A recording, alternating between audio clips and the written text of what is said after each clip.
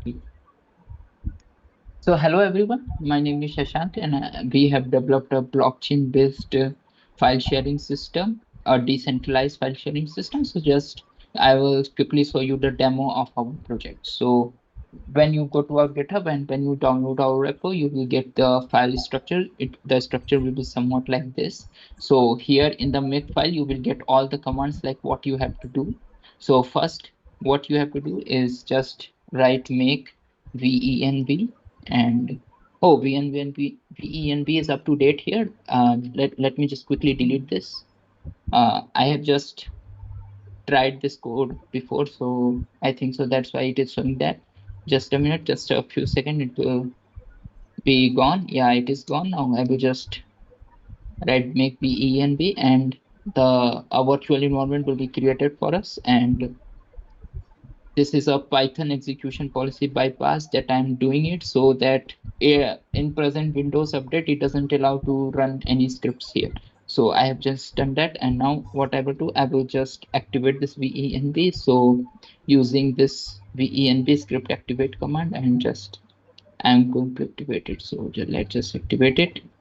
And yeah, it has been activated here. You can see the venv virtual environment is there. Now what you have to do is make install. If you write make install all the dependencies of our project, mainly this requirement.txt will run and it will install all the dependencies. And once it will install all the dependencies, you will get a message just okay. So these are all the libraries that we have used in this project, and yeah, it has successfully installed. So all you have to do now is make run our server.py file will run. Yeah, it is running, and it has given us a link like this is your link and Control+C for quit. So let's just go to the link quickly. So yeah, this is our server and all those things. This is our web page. This is interface that will show, and let's just quickly connect to the blockchain. Once you connect to the blockchain and refresh it, you will see the number of nodes that are connected. Presently, there are 2 nodes connected. Presently, I am and Arindam are connected, so it is showing 2 nodes. And this is my unique ID. This unique ID is generated from your public key and private key. So it is a asymmetric based encryption has been used here so that before uploading we are asymmetrically encrypting. So let's just upload a file and quickly show you the power of this app. I will request Arindam to send me his user ID in chat, please. Yeah, 1 second.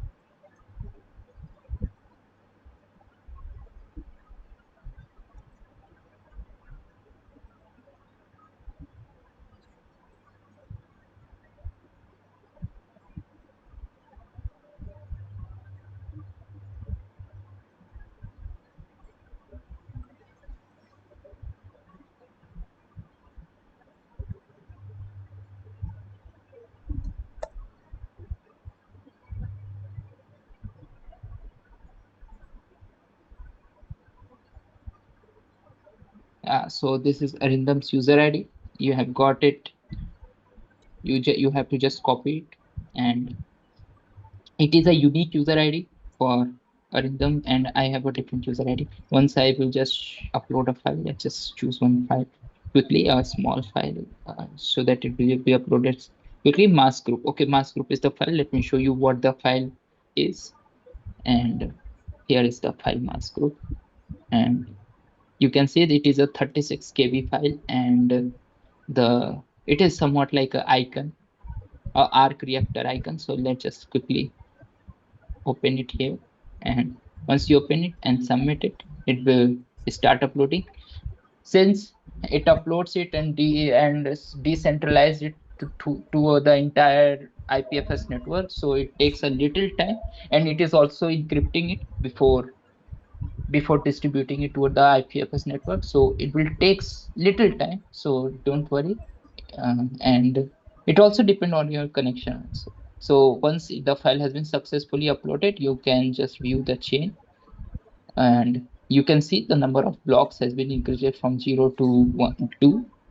from 1 to 2 because there was initially a block 0 that we have initiated, and it was its hash.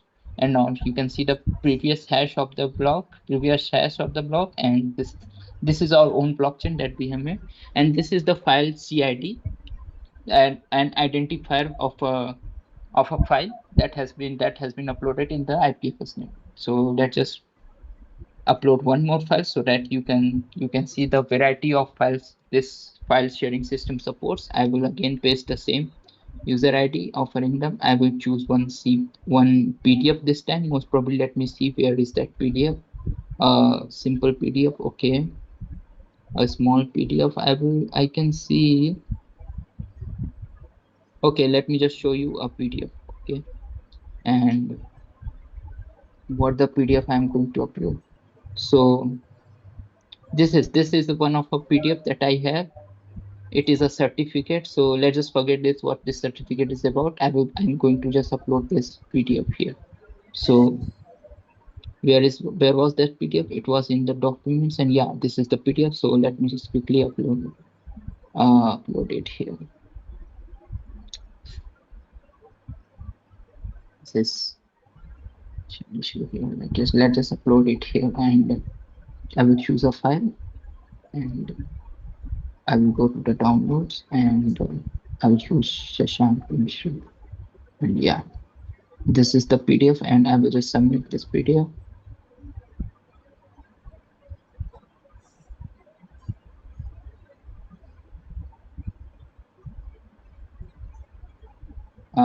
PDFs take a little bit more time because of also the size and everything. So don't worry much about it. It is doing the symmetric and asymmetric encryption both here of the PDF and then uploaded it. So this PDF has been successfully uploaded, and you can now view the chain. And this is the number of blocks has been increases to 3. This is the PDF that has been uploaded. So since this is my sender's ID and this is the receiver's, this is Arindam's ID, so only Arindam can download these files. Even though others users who are in this blockchain network, if tries to download, they won't be able to decrypt the file.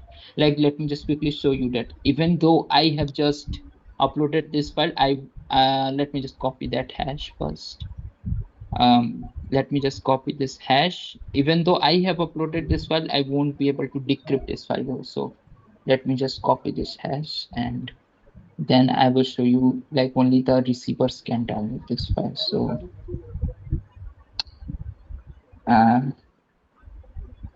yeah, Control C, and I will just download it here. Okay, so I will submit it, and it will be able to download those files, but it won't be able to decrypt it, because that's the beauty of asymmetric encryption, right? Only a person having the private key of that public key. Like, we use public key for sending the file, and then we use private key for decrypting the file. So public key for encryption and sending it, and private key for decryption. So see, encryption decryption failed. You won't be able to decrypt the file. Even I won't be able to decrypt the file, even though I have sent it. So now, Arindam, can you just quickly show that you are able to download this file?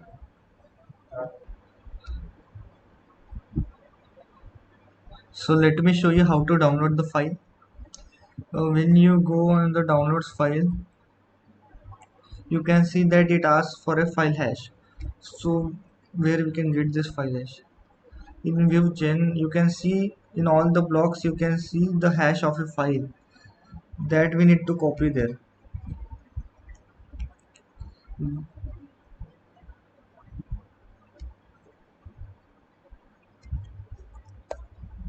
Submit. File is successfully downloaded. Let's check.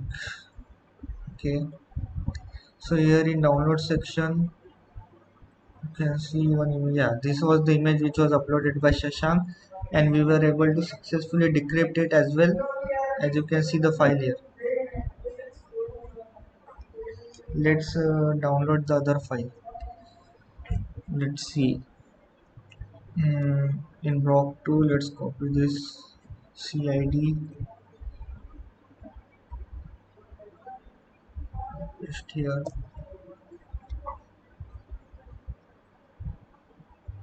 Yeah, it is downloaded successfully. Yeah, you can see it here. Okay, the VS Code doesn't support the PDF files. We can use them here in download section. You can see one PDF is here.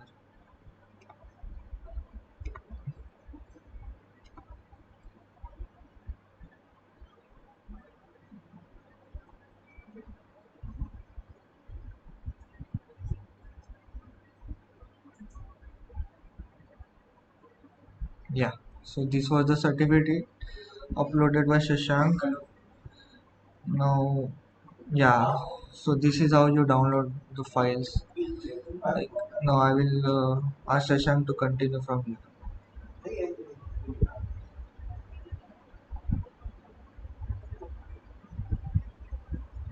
Okay. So since you have saw all the downloads and everything, and I want to just make sure that my voice is audible. Am I audible?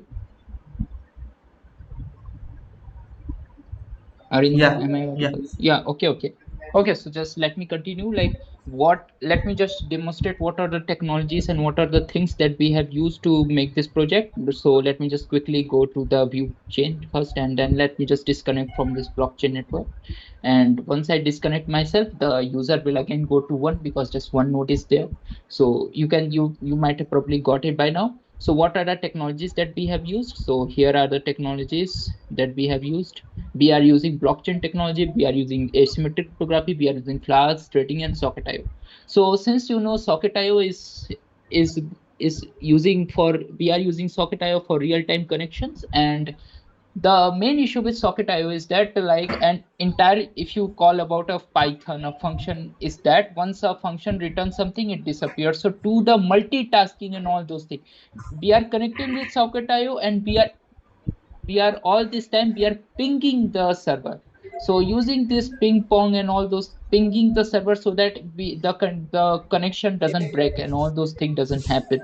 So there we are using multi-threading and Socket.io. So a perfect combination of multi-threading and Socket.io provides us a seamless and perfect connection to connect to the blockchain. All this time when Arindam was explaining, I was connected to the server. I was able to upload and download files if it has been shared to me. So here is your public key and here is your private key. The files that has been uploaded here, what we are doing, we are encrypting the file first using the public key of the receivers. The receiver's ID, we have mapped it with a public key hash. So using this public key hash, we are encrypting this file, and then we are uploading that file to the blockchain IPFS network using the Web3 storage gateway. And once the user and the IPFS returns CID to us, so this CID, this identifiers, the Arindam put it in the download folders, and then using his private key, it has been decrypted. So since you might have saw like my user ID is this, right? Connect to the blockchain. Connect to the this is my user ID. So all the data that has been generated is stored in your computer. This is your public key and this is your private key here. So once I just let me just quickly delete this public key and private key and username.txt and yeah, public key, private key, and public.txt. It is your public key hash that I have just shown you. So this 4 files, if I delete and then I try to connect to the blockchain, it will not show something like that, that this hash has been now become invalid. So this user ID has now become invalid. So if I try to connect to the blockchain, what will happen? Let me just quickly show you. There are two nodes. Arindam is still connected, and this is the new ID that I have got. This is completely completely different from my previous ID. And here is like see the we are connecting to the blockchain. The threading has been used here, and you will get your own public key and private key, a new public key and private key, and this public key and private key we will use to authenticate you. We are not storing any information. This is a decentralized file sharing system. No information will be stored of user. So let me just quickly show you what type of why we are saying that it is asymmetric and all those things. Let me just quickly tell you, so that let me just go to technologies section first. And the technology is a blockchain technology. Yeah, blockchain. We have made our own blockchain here, not with all the functions that a blockchain should have, but almost like a function, so that we can just store this hash in the blocks. And if that data got tampered, all the blocks will get notified that this is the hash and this data, this block has been tampered. Asymmetric cryptography and symmetric cryptography, both types of cryptography we are doing. Like, there are two types of cryptographic techniques. If you want to know more about it, you can just go to this cryptographic library. So, in symmetric cryptography and asymmetric cryptography, they both have their advantage and disadvantages. Symmetric cryptography, you can encrypt heavy files of 2 MB, 3 MB, 4 MB quickly.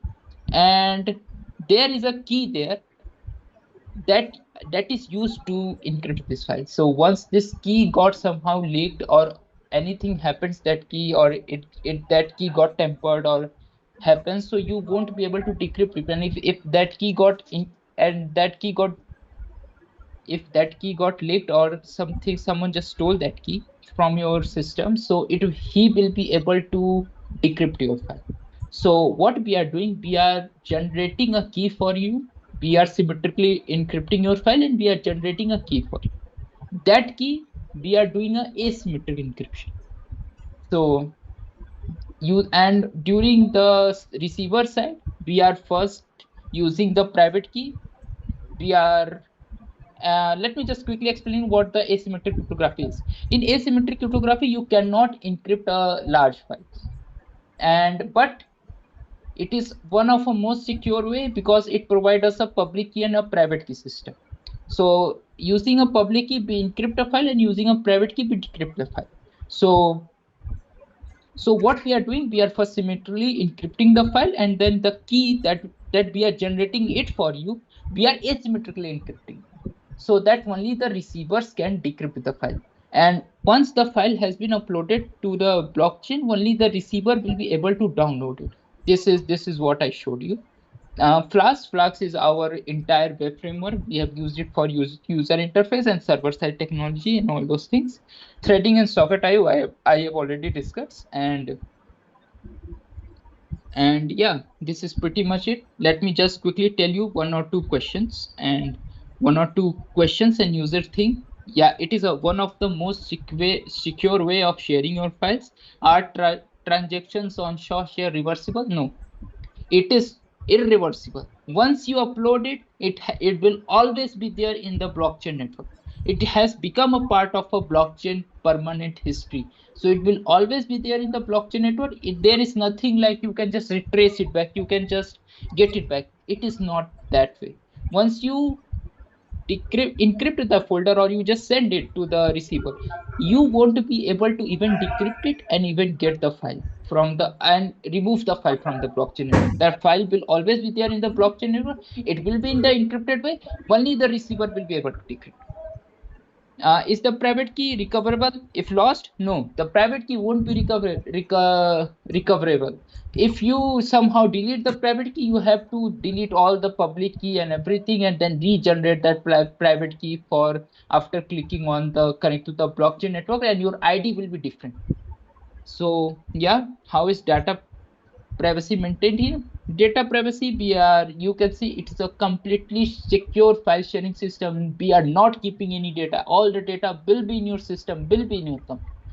So let me just quickly demonstrate you the networking diagram of this entire blockchain, that what networking diagram is. So I think so I will first go to this, and Figma take a little time to upload. Just a minute. Let me just close all the tabs so that it loads faster. And here it is. Here is our diagram. You can see, like, there is a kind of a main node here. this main node we have deployed to a server, and I was client 1 and Arindam was client 2. Think it like that. If someone else run this code, that this GitHub code, he will become client 3 and he will get connect to the server, because this server is acting somewhat kind of like a main node to us. So he will become somewhat like 3. He will become a client 3.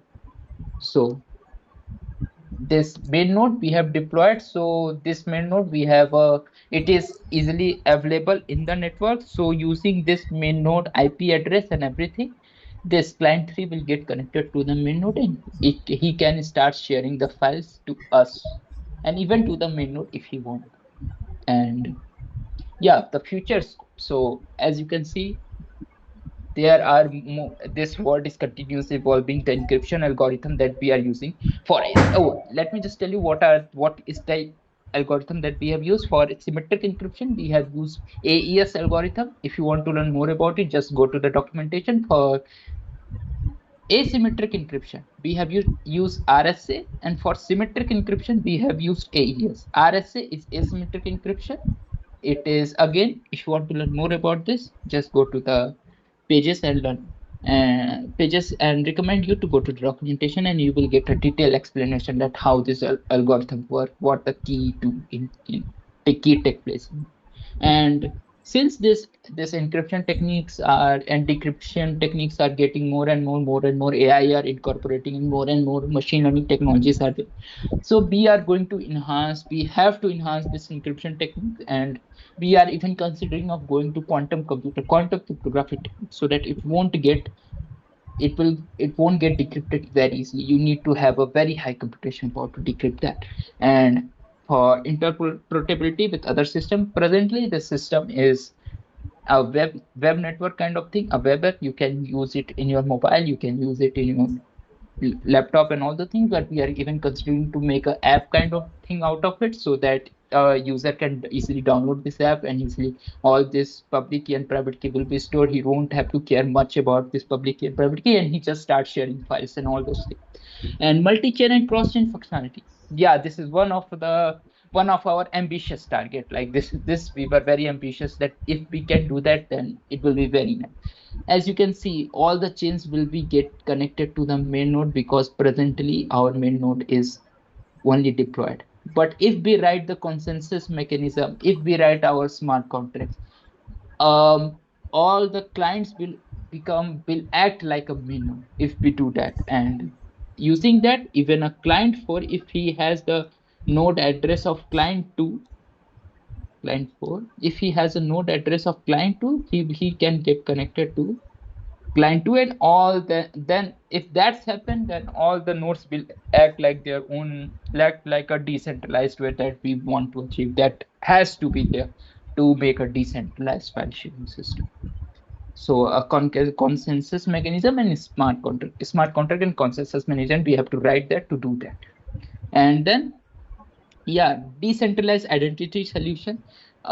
You might have noticed like how we are generating this ID. Let me just quickly show you how we are generating this ID. We are using the time factor here. If you connect to the blockchain later as compared to the previous user, you will get a ID in an increasing order. It will always increasing. We have fixed a time, and then we are subtracting the time of your first login, and using that, this is what we are generating. So it will be somewhat unique for all the users, because they won't have logged on the same time.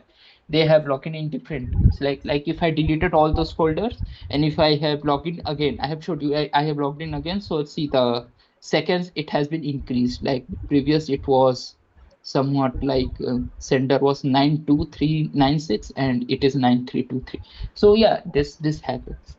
So we are trying to get a more decentralized way. We are trying to get a unique username kind of thing out of it, so that each user won't have to share random numbers. It is like their phone number. They don't have to share that.